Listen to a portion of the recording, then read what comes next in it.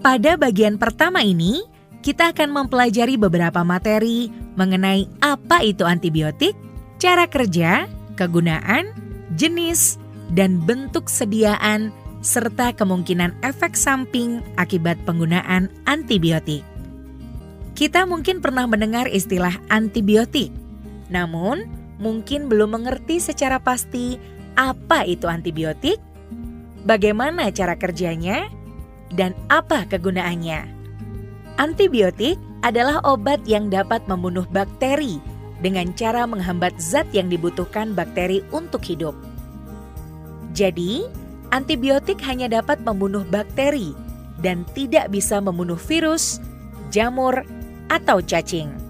Sekali lagi, kita perlu mengingat sebuah pesan penting bahwa antibiotik hanya dapat membunuh bakteri. Lalu, kapan antibiotik digunakan? Kondisi sakit seperti batuk, pilek, dan diare belum tentu disebabkan oleh bakteri. Perlu kita ketahui bahwa batuk, pilek, dan diare justru seringkali disebabkan oleh virus. Jadi, ketika mengalami batuk, pilek, dan diare, jangan berinisiatif minum antibiotik karena umumnya tidak membutuhkan antibiotik. Selain itu, sakit gigi juga belum tentu memerlukan antibiotik. Perlu kita ketahui, minum antibiotik tidak akan mengurangi rasa sakit akibat masalah kesehatan gigi. Banyak hal yang dapat menyebabkan timbulnya rasa nyeri pada gigi. Segera tanyakan ke dokter gigi untuk mengetahui penyebab pasti dari rasa sakit tersebut. Dan seperti halnya batuk, pilek, dan diare, jangan berinisiatif minum antibiotik karena antibiotik tidak dapat menurunkan rasa nyeri. Ingat, ketika kita batuk, pilek, diare, aduh mules, sakit gigi, aduh sakitnya gigiku, belum tentu memerlukan antibiotik. Jadi, jangan berinisiatif minum antibiotik. Selain itu, jika mengalami nyeri atau kekakuan otot, termasuk pada bagian pundak, lutut, perut, khususnya wanita yang mengalami menstruasi, atau bagian tubuh yang lain, antibiotik bukan pilihan obat yang tepat. Karena, sama seperti halnya dengan sakit gigi, antibiotik tidak dapat menghilangkan rasa sakit, termasuk nyeri atau kekakuan pada otot. Jadi, bagaimana caranya untuk mengetahui jika kondisi sakit kita disebabkan oleh bakteri dan benar-benar memerlukan antibiotik? Hanya dokter yang dapat membedakan suatu kondisi sakit disebabkan oleh bakteri atau bukan. Salah satu pendekatan diagnosis yang dapat digunakan adalah dengan cara melakukan pemeriksaan laboratorium yang disebut sebagai pemeriksaan mikrobiologi. Jadi ingat, segera berkonsultasi dengan tenaga kesehatan jika merasa mengalami gangguan kesehatan termasuk batuk, pilek, diare, sakit gigi. Jangan berinisiatif mengkonsumsi antibiotik tanpa berkonsultasi dahulu dengan dokter. Jika dokter tidak memberikan antibiotik, maka jangan memaksa dokter untuk meresepkan antibiotik karena dokter sudah mempertimbangkan dengan baik bahwa kondisi sakit tersebut dapat membaik tanpa memerlukan antibiotik. Jadi, biarkan dokter yang memutuskan akan memberikan antibiotik atau tidak. Selain itu, jika dokter tidak memberikan, jangan mengupayakan untuk mendapat antibiotik sendiri. Misalnya, dengan membeli antibiotik atau meminta dari orang lain. Demikian pula ketika orang lain mengalami gangguan kesehatan, jangan pernah merekomendasikan antibiotik karena kita tidak tahu apakah sakit tersebut disebabkan oleh bakteri atau bukan. Jika kita memiliki pengalaman sembuh dari suatu keluhan setelah mendapat resep antibiotik, belum tentu keluhan yang sama yang dirasakan orang lain pasti memerlukan antibiotik. Kita juga perlu berhati-hati jika mendapatkan rekomendasi obat dari orang lain atau ketika bermaksud baik menolong orang lain dengan cara menawarkan obat. Karena bisa jadi itu adalah antibiotik. Mungkin saat ini kita mulai bertanya-tanya, apa saja yang termasuk antibiotik? Dan dalam bentuk sediaan obat apa umumnya antibiotik diberikan? Apakah pernah mendengar amoksisilin, metronidazol, kotrimoksasol, tetrasiklin, supertetra, atau cipro? Nah, itu adalah beberapa contoh jenis antibiotik. Namun ingat, masih banyak jenis antibiotik selain contoh tersebut. Selain itu, perlu diketahui bahwa antibiotik dapat disebutkan melalui merek dagang seperti Amoxan dan FG-Trosis.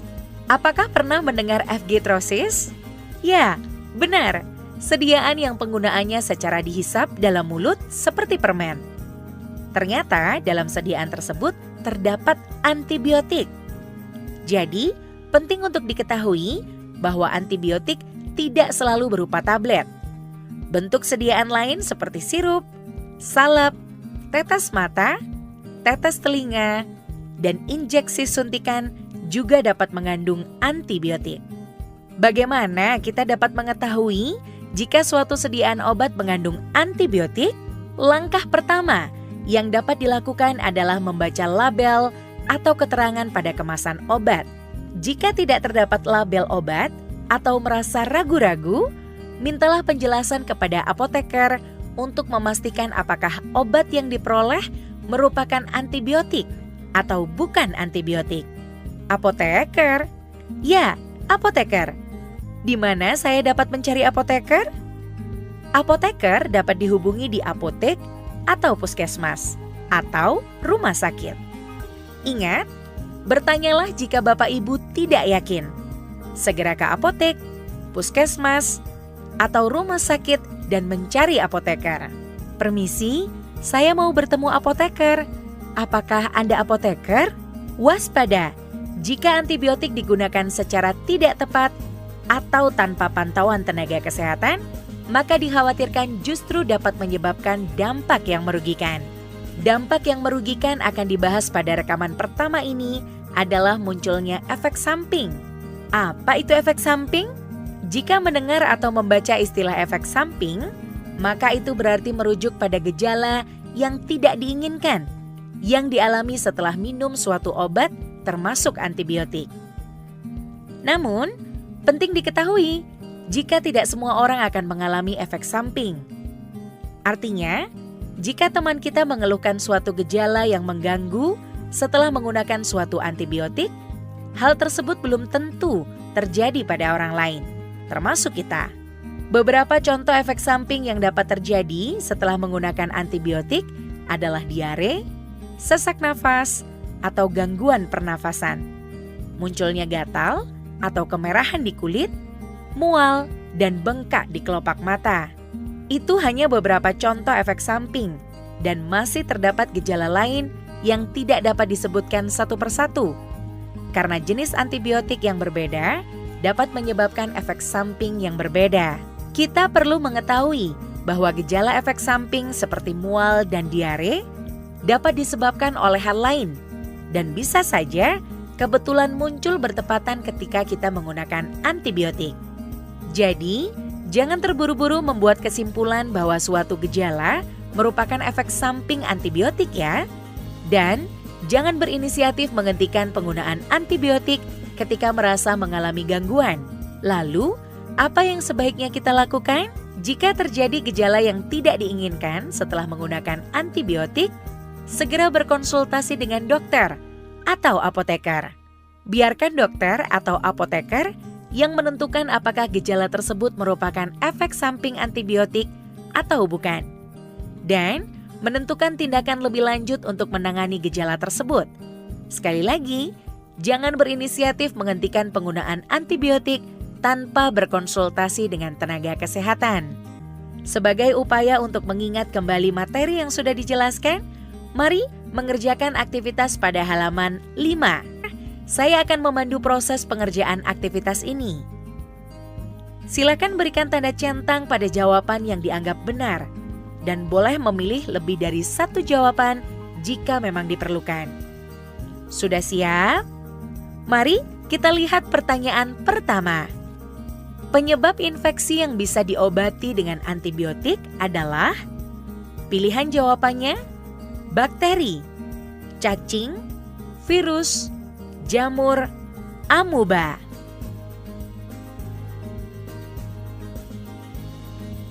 Apakah sudah dijawab?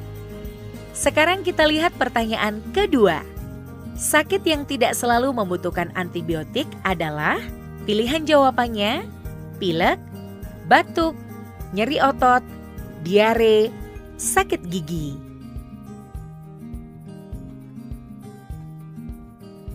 Mari kita beranjak ke pertanyaan ketiga.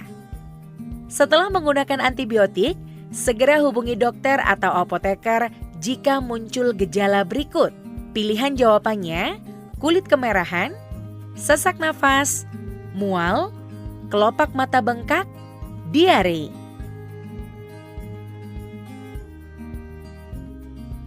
Pertanyaan terakhir, apakah boleh meminta dokter menuliskan atau memberikan antibiotik? Pilihan jawabannya, boleh dan tidak boleh.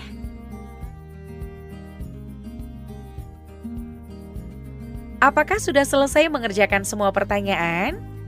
Baik, jika belum selesai, saya tunggu sebentar sebelum saya bacakan jawabannya.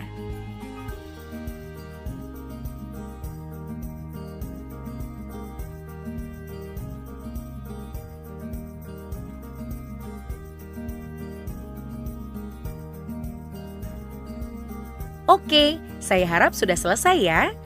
Mari kita bahas masing-masing pertanyaan. Untuk pertanyaan pertama, apa jawabannya? Ya, benar sekali. Hanya infeksi oleh bakteri yang dapat diobati dengan antibiotik. Selanjutnya, jawaban untuk pertanyaan kedua adalah siapa yang bisa? Ya, benar. Semua pilihan jawaban adalah betul semua. Jadi ingat, pilek, batuk, nyeri otot, diare, dan sakit gigi tidak selalu membutuhkan antibiotik. Dan antibiotik tidak bisa mengurangi nyeri. Bantu untuk mengingatkan keluarga dan tetangga ya. Jangan berharap selalu diberikan antibiotik ketika mengalami gejala tersebut. Sekarang kita lihat pertanyaan ketiga. Jawaban untuk pertanyaan ini adalah betul semua. Gejala ini dinamakan efek samping. Antara lain, kulit kemerahan, sesak nafas, mual, kelopak mata bengkak, dan diare. Segera hubungi dokter atau apoteker ya jika gejala ini muncul.